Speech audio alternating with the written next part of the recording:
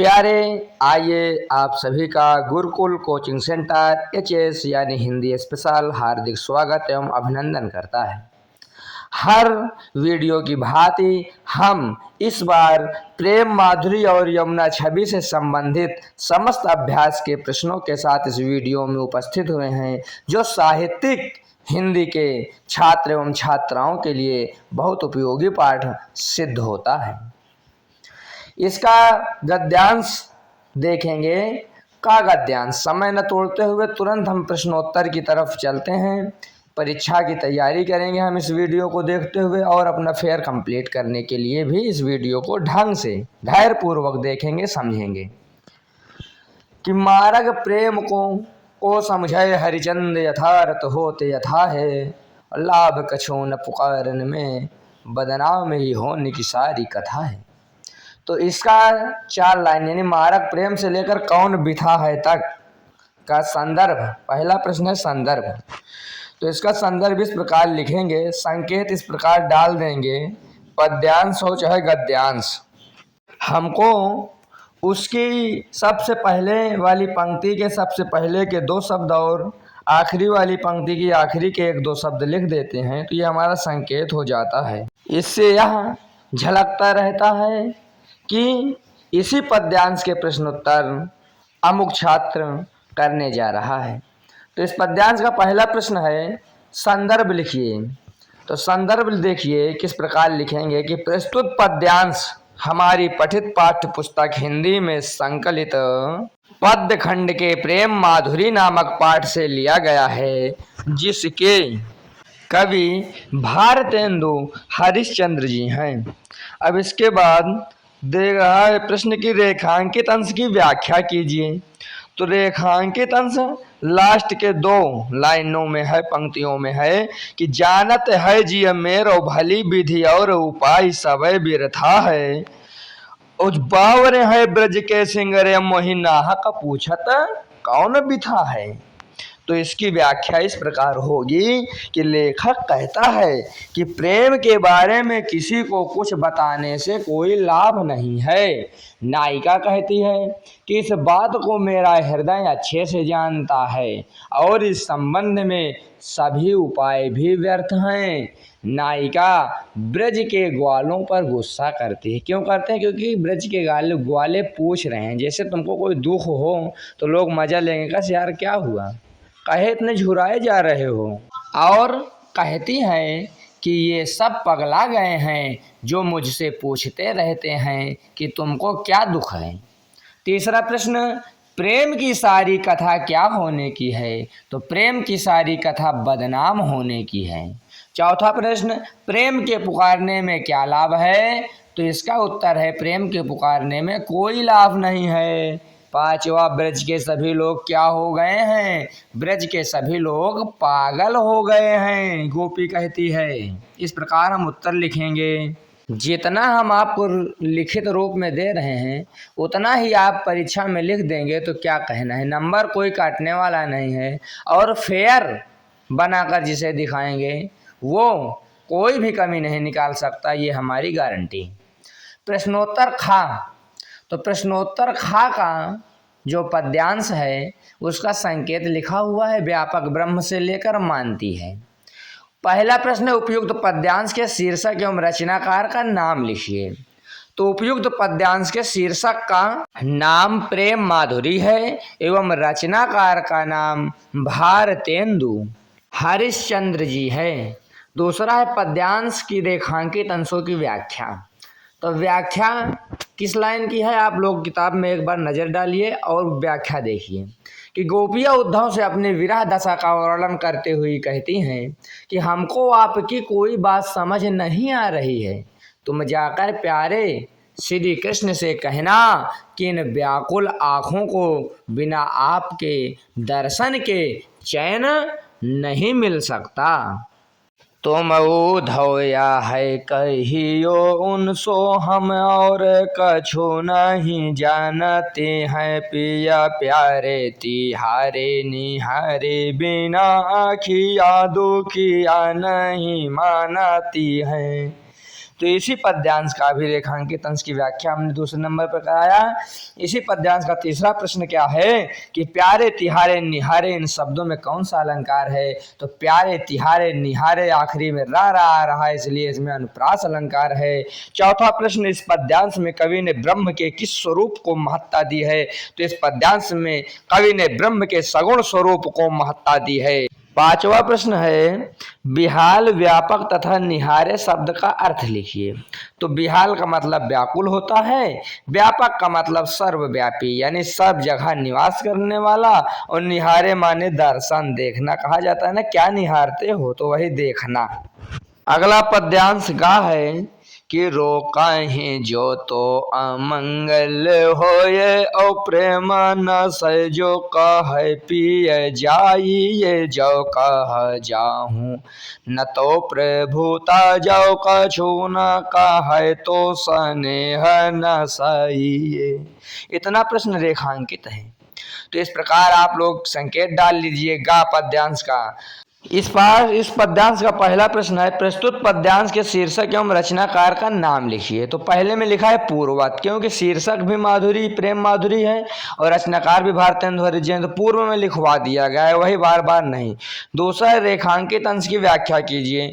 तो इस प्रकार डालकर हम लिखेंगे, नायिका कहती है कि हे प्रिय, आपके प्रस्थान यानी परदेश जाने के समय मैं आपसे क्या कहूँ, यह आप ही मुझे समझा दीजिए। यदि मैं जाने को मना करती हूँ तो अपशकुन होता है, और यदि मैं कहती हूँ जाओ तो प्रेम नष्ट होता है। आगे नायिका कहती है कि यदि मैं यही कह दूँ कि आपको नहीं जाना है तो आप सोचेंगे कि यह स्वामित्व मालिकाना दिखा रही है, और यदि आपके जाते समय कुछ नहीं बोलती हूँ तब भी आपसी स्नेह नष्ट हो रहा है।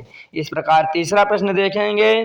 तीसरा प्रश्न है, नायिका द्वारा जगत की किस रीति का वर्णन किया गया है? तो नायिका कहती है कि संसार की यह रीति है कि जाते समय रोकना टोकना अपशगुन माना जाता है। चौथा प्रश्न, पद्यांश में नायिका की किस मनोदशा का उल्लेख है? तो इसका उत्तर, पद्यांश में नायिका की असमंजस और द्वंद्व भरी मनोदशा का वर्णन है, यानी निर्णय नहीं ले पा रही, क्या कहना है क्या नहीं कहना है। पांचवें प्रश्न के 4 उप प्रश्न हैं, ए बी सी और डी। तो ए क्वेश्चन देखते हैं।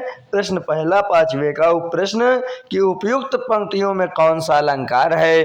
तो उपयुक्त पंक्तियों में अनुप्रास अलंकार है। बी प्रश्न है, प्रस्तुत पद्यांश किस भाषा में लिखा गया है? तो प्रस्तुत पद्यांश ब्रज भाषा में लिखा गया है। सी, प्रभुता और स्नेह शब्दों के अर्थ लिखिए। तो प्रभुता का अर्थ अधिकार या स्वामित्व, स्नेह का अर्थ प्रेम होता है। डी, नायिका किस बात में प्रभुता नहीं मानती? नायिका अपने पति को रोकने में प्रभुता नहीं मानती है। इस प्रकार गा पद्यांश का संपूर्ण प्रश्न आपके सामने प्रस्तुत हुआ। अब ये पद्यांश देखिए कि कबहु होत सत चंद कबहु प्रगटत दुर्भाजत पवन गवन बस बिंब रूप जल में बहु साजत। तो इसका देखिए संकेत डाल लेंगे। और पहला प्रश्न कह रहा है कि उपयुक्त पद्यांश के शीर्षक एवं रचयिता का नाम लिखिए। तो यमुना छवि से है ये। तो उपयुक्त पद्यांश का शीर्षक यमुना छवि है एवं रचयिता का नाम भारतेंदु हरिश्चंद्र है।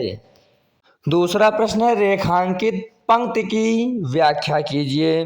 तो लिखेंगे रेखांकित अंश की व्याख्या इस प्रकार, कवि ने इन पंक्तियों में यमुना नदी के जल में चमकते चंद्रमा के प्रतिबिंब का मनमोहक वर्णन किया है। इसका अर्थ है कि हवा के चलने से यमुना के पानी में लहरें उठती हैं, जिसके कारण पानी में चंद्रमा का प्रतिबिंब यानी छवि छाया कभी बहुत सारे चंद्रमाओं जैसा दिखाई देता है तो कभी छिप करके दूर भाग जाता है और तरह तरह के सुंदर रूप सजाता है। तीसरा प्रश्न है कि इस पद्यांश में कवि ने किस प्रसंग का वर्णन किया है? तो इस पद्यांश में कवि ने यमुना नदी के जल में चंद्रमा के प्रतिबिंब के विविध रूपों के मनोरम प्रसंग का वर्णन किया है। चौथा प्रश्न, मनु शशि भरी अनुराग जमुन जल लोटत डोले में कौन सा अलंकार है? तो इस पंक्ति में उत्प्रेक्षा अलंकार है। पांचवा प्रश्न देखिए। पांचवा प्रश्न का पहला उप प्रश्न, कि कवि को यमुना नदी के जल पर पड़े चंद्रमा के प्रतिबिंब को देखकर क्या अनुभूति होती है। तो कवि को ऐसा अनुभूति हो रहा है मानो चंद्रमा जल में क्रीड़ा कर रहा है। बी वाला प्रश्न, जल की तरंगों में कवि कैसा अनुभव करता है। कवि ऐसा अनुभव कर रहा है जैसे जल की तरंगें चंद्रमा को झूला झुला रही हों।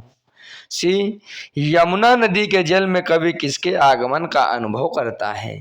तो यमुना नदी के जल में कवि सुंदरियों यानी गोपियों के आगमन का अनुभव करता है। डी, बालगुड़ी तथा हिंडोरिन शब्द का अर्थ लिखिए। तो बालगुड़ी का अर्थ छोटी पतंग तथा हिंडोरिन का अर्थ झूला है। ई, अवगाहन यह शब्द किस शब्द का पर्यायवाची शब्द है। तो अवगाहन का अर्थ स्नान करना या डुबकी लगाना होता है, इसी का पर्यायवाची है। अब अगला प्रश्न देखिए, अंगा। तो अंगा गद्यांश देखेंगे अब हम लोग इसके प्रश्नों के उत्तर। प्रश्नोत्तर अंगा का इस प्रकार हम संकेत डाल लेंगे। पहला प्रश्न है इसका कि प्रस्तुत पद्यांश का शीर्षक और कवि का नाम लिखिए। तो पूर्वत यानी पहले वाला है, क्योंकि शीर्षक का नाम यमुना छवि है और कवि का नाम भारतेंदु हरिश्चंद्र, इसको अपने से भी लिख सकते हैं। दूसरा प्रश्न है, रेखांकित पंक्तियों की व्याख्या कीजिए। तो अब व्याख्या लिखेंगे कि कवि कहता है कि ऐसा प्रतीत होता है मानो तमाल का वृक्ष यमुना नदी को स्पर्श करना चाहता है या फिर वे झुक कर नदी के पानी में अपनी छाया देखना चाहते हों। कभी कभी कवि को ऐसा लगता है मानो वे नदी के तट को धूप से बचाने के लिए उसे छाया प्रदान कर रहे हों या वे तट पर कृष्ण को नमन करने एवं उनकी सेवा करने के लिए झुके हुए हों। अगला तीसरा प्रश्न है, यहाँ बाय मिस्टेक पांचवा आ गया है ना। तो तीसरा प्रश्न है कि तरन तनुजा तट तमाल तरुवर बहुछाये में कौन सा अलंकार है। तो इस पंक्ति में ताता की आवृत्ति हो रही है, इसलिए यहाँ अनुप्रास अलंकार है। चौथा उप प्रश्न है कि कवि की दृष्टि में यमुना तीर पर वृक्ष क्यों छाए हुए हैं। तो कवि की दृष्टि से वृक्ष जल को स्पर्श करने, शोभा देखने के लिए छाए हैं। पांचवा प्रश्न, यमुना तट पर वृक्ष किस रूप में सुशोभित है। तो यमुना तट पर वृक्ष ऐसे सुशोभित है मानो वे हरि की सेवा के लिए झुके हो। अगला पद्यांश देखेंगे चा। तो चा पद्यांश के सभी प्रश्नों के उत्तर हम लोग लिखेंगे, जानेंगे, समझेंगे। तो प्रश्नोत्तर चा, इस प्रकार हम चा का संकेत लिख लेंगे। इसका पहला प्रश्न है, उपयुक्त पद्यांश का संदर्भ लिखिए। तो संदर्भ आपके सामने फिर दे दिया गया है कि प्रस्तुत पद्यांश हमारी पठित पाठ्य पुस्तक हिंदी में संकलित काव्य खंड के यमुना छवि शीर्षक से अवतरित है, जिसके कवि भारतेंदु हरिश्चंद्र जी हैं। दूसरा प्रश्न है, रेखांकित अंश की व्याख्या कीजिए। तो देखिए दूसरा प्रश्न का उत्तर, रेखांकित अंश की व्याख्या। यमुना के जल में चंद्रमा का प्रतिबिंब हिलता हुआ ऐसा प्रतीत होता है मानो समय बीतने के साथ युग और पखवाड़े, पखवाड़े यानी शुक्ल और कृष्ण पर जो 15-15 दिन का होता है, प्रत्यक्ष रूप से बदल रहे हो या यमुना का जल ही मिट रहा हो। जल में हिलते हुए चंद्रमा और तारों का प्रतिबिंब यानी छाया देखकर ऐसा लगता है मानो तारे छिप रहे हों और पूरा चंद्रमा स्पष्ट रूप से प्रकट हो रहा हो। तीसरा प्रश्न है, तरंगे कौन उत्पन्न कर रहा है। तो यमुना के पानी में तरंगे सूर्य और चंद्रमा के प्रकाश के कारण उत्पन्न हो रही हैं। चौथा प्रश्न, कवि ने चंद्रमा के किन रूपों का वर्णन किया है। तो उत्तर, कवि ने चंद्रमा को यमुना के जल में प्रतिबिंबित और आकाश में चमकते हुए रूप में वर्णित किया है। पांचवा प्रश्न, जात जमुन जल में कौन सा अलंकार है। तो इसका उत्तर हो जाएगा जात जमुन जल, जा जा की आवृत्ति होने के कारण अनुप्रास अलंकार है। इस प्रकार समस्त अभ्यास के एक एक प्रश्न आपके समक्ष प्रस्तुत हो गए हैं। अब हम थोड़ा सा देख लेते हैं भाषा के रंग। तो पहला प्रश्न है, श्रृंगार रस का लक्षण बताते हुए प्रेम माधुरी शीर्षक कविता से एक उदाहरण प्रस्तुत कीजिए। तो श्रृंगार रस का एक उदाहरण है, प्यारे तिहारे निहारे बिना तिहारे के बाद निहारे होगा, आँखियाँ दुखियाँ नहीं मानती हैं। दूसरा प्रश्न है कि काव्य सौंदर्य निम्नलिखित का दीजिए कि तरन तनुजा तर्तमल तरवर बहुछाए। तो इसका काव्य सौंदर्य प्रमुख रूप से अलंकार अनुप्रास है, भाषा ब्रज और छंद सवैया। हाँ प्रश्न है कि मिली अवनि और अंबर रहत छब एक सी नभ तीर की। तो इसकी काव्य सुंदरता क्या है? इसमें अलंकार अनुप्रास है, भाषा ब्रज भाषा, छंद छप्पय है। तो इस प्रकार तीसरे प्रश्न की आवश्यकता हमको भाषा के रंग की नहीं होती है। यदि आपको प्रतीत लगे तो आप हमें कमेंट के माध्यम से आप हमसे प्राप्त कर सकते हैं। वैसे इन प्रश्नों की आवश्यकता नहीं होती। प्रत्येक अभ्यास के एक एक प्रश्न की आवश्यकता हमको होती है, उसके हल हमको निकालने चाहिए, करने का प्रयास करना चाहिए और वीडियो पूरी समझनी चाहिए। वीडियो देखने के लिए गुरुकुल कोचिंग सेंटर HS आपका हार्दिक धन्यवाद करता है और आशा करता है कि आप हमसे जुड़े रहेंगे और चैनल को शेयर करेंगे, वीडियो लाइक करके कमेंट करेंगे और सब्सक्राइब अवश्य कर लेंगे।